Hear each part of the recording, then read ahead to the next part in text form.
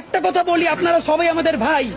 জুলাইয়ের সাথে যদি গাদ্দারি করেন, আমার বাপেও আমার বাপ না, ঠিক। আমার মা আমার মা না, আমার সন্তান আমার সন্তান না, ঠিক।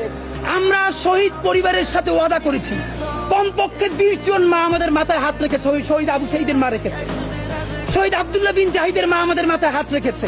ফামিনের মা পরশু এসে বলেছে, বাবা যতদিন আন্দোলন করবা, 2টা ছেলে আল্লাহ দিছে, একটা শহীদ হইছে আর একটা তোমাদের হাতে দিয়ে দিলাম, ও সকল প্রোগ্রামে আসবে, আমিও আসবো। বিচার না কইরা আল্লাহর কসম তোমরা রাস্তা থেকে ছাড়বা না। আমরা ওয়াদা করেছি, আমরা এই বিচার না দেখা হয়তো আমাদের লাশ যাবে আমাদের বাবা মায়ের কাছে, অথবা বাংলাদেশে গণহত্যার বিচার হবে, এর আগে আমরা ছাড়বো না।